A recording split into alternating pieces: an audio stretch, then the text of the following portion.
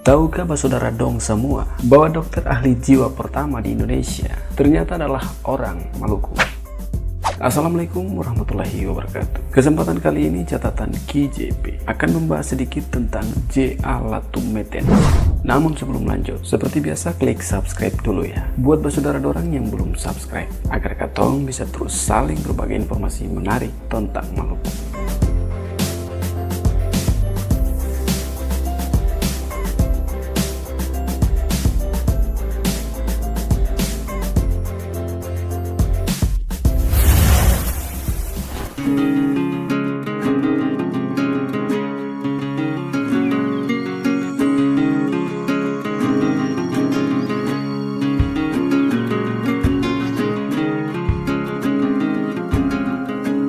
Nama lengkapnya adalah Jonas Andreas Latumeten, atau lebih dikenal dengan nama J.A. Latumeten, merupakan salah satu dokter dan ahli jiwa generasi pertama di Indonesia. Ia lahir di Ambon pada tahun 1888. Tak banyak yang bisa diketahui tentang masa kecilnya, kecuali dari keluarganya yang merupakan keluarga nelayan. Sebagaimana umumnya anak lelaki di negeri Rutong, yakni tempat tinggal keluarga Jonas, ia sudah membantu ayahnya sejak belia. Bahkan, Jonas tak hanya ikut melaut dan menangkap ikan saja, tapi juga ikut memasarkannya ke kota Ambon. Dalam perjalanan ke Ambon, berjarak hampir 25 km dari Rutong, seringkali ikan dagangan Jonas diminta paksa oleh aparat kepolisian atau birokrat kolonial. Penderitaan yang sama dialami juga oleh penduduk desanya. Pengalaman pahit itulah yang menyemai kebenciannya pada bangsa Belanda. Kendati kehidupan yang dilaluinya begitu keras, Jonas tak ingin menyerah dan terus bersemangat dalam bersekolah. Melalui sekolah Shakel, Jonas lulus tes masuk ke ILC, yaitu sekolah dasar untuk anak-anak Eropa Belanda yang ada di Ambon. Karena pandai dan cerdas, Jonas dapat meraih diploma ILC dan ia akhirnya bisa masuk ke Stovia.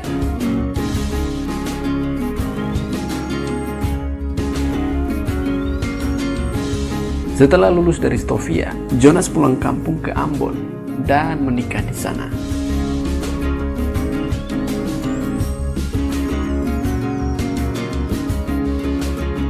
Setelah dikaruniai seorang putra, Jonas kembali ke Jakarta dan memulai karir sebagai dokter.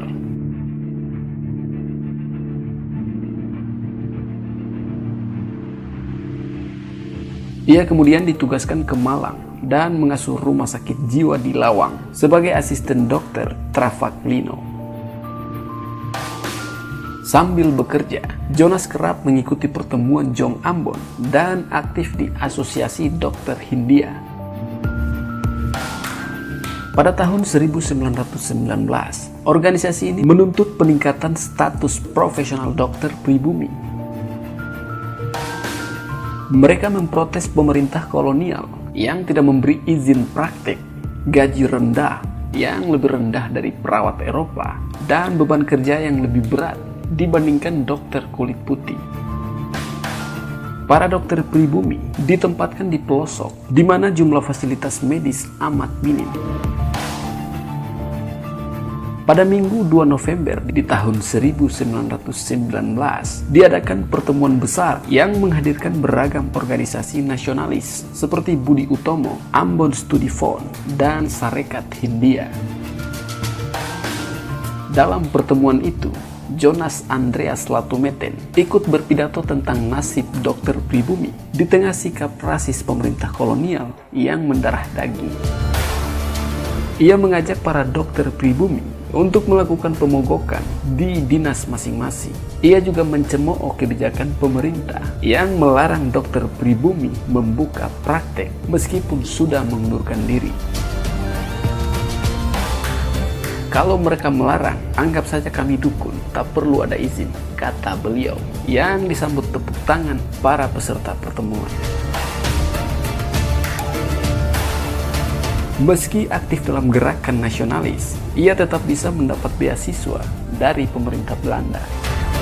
Pada tahun 1922, Jonas Latometen berangkat ke Belanda untuk melanjutkan studinya.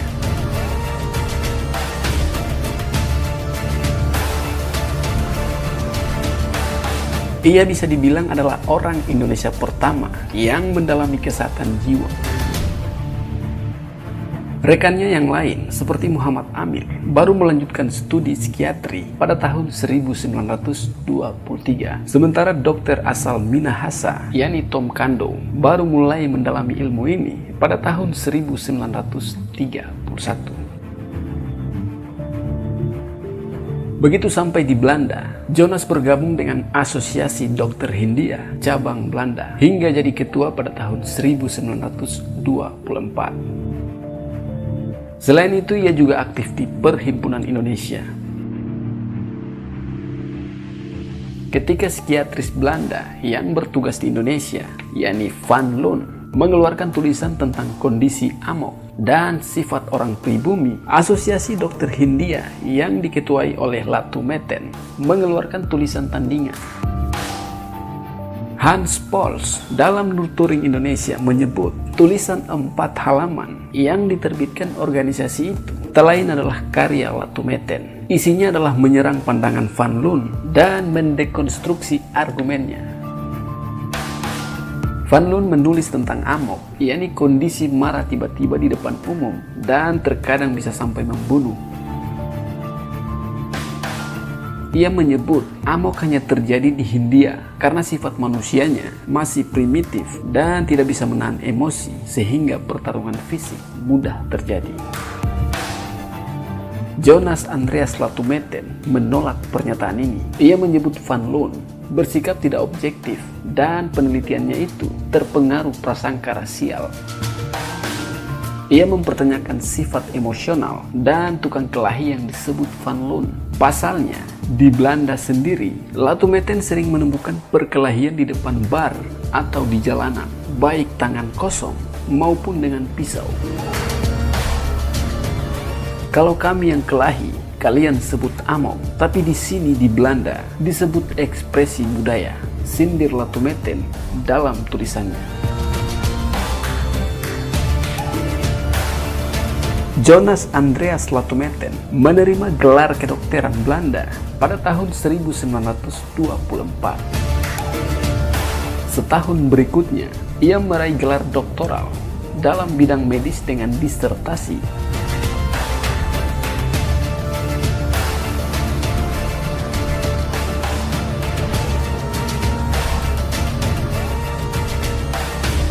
Setelah kembali ke Hindia, Latometen tak banyak aktif di pergerakan secara politik. Ia lebih fokus pada pengobatan, khususnya untuk pribumi.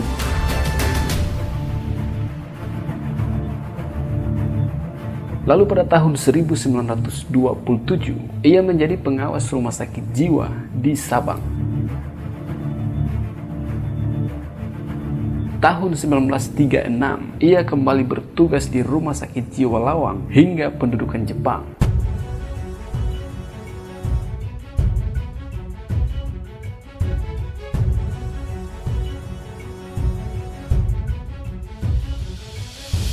Nasib apes menghampirinya. Pada Mei di tahun 1945, Latometen ditangkap oleh Kenpei Tai. Kenpei Tai adalah intel Jepang. Ia lalu dijebloskan ke penjara.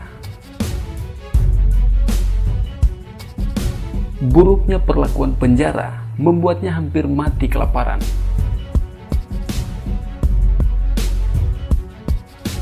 Setelah Jepang kalah, ia hampir tak selamat karena di masa revolusi, kecurigaan pada orang timur amat tinggi.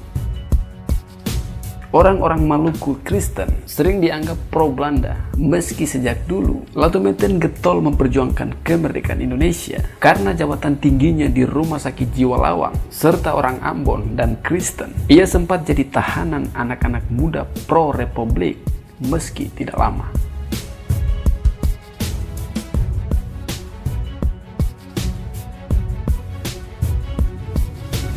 Pada awal tahun 1946, Latometen diangkat menjadi profesor psikiatri di Sekolah Tinggi Kedokteran yang menjadi cikal bakal Fakultas Kedokteran UI. Di usia senjanya, ia masih dipercaya sebagai Inspektur Rumah Sakit Jiwa di Kementerian Kesehatan Indonesia dan anggota Dewan Pertimbangan Agung bersama rekannya sesama dokter, yakni Rajiman Wejo di Ningrat. Latometen tak lama memegang posisi ini. Menurut Pramudia Ananta dalam Kronik Revolusi Indonesia, perlakuan buruk di penjara Jepang rupanya merusak kesehatannya. Latometen akhirnya meninggal dunia di Rumah Sakit Perguruan Tinggi Jakarta pada 30 Mei di tahun 1948 dalam usia 60 tahun dan dihargai sebagai pejuang dan perintis kemerdekaan Indonesia.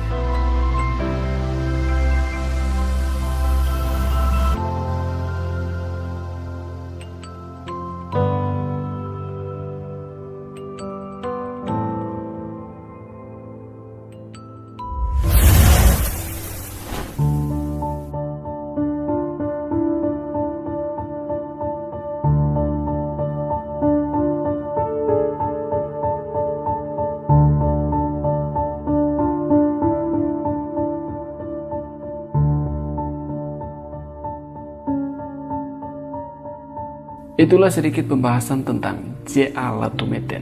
Lebih dan kurangnya beta mohon maaf ya. Dan semoga tayangan ini bisa bermanfaat. Akhir kata, wassalamualaikum warahmatullahi wabarakatuh. Sampai jumpa.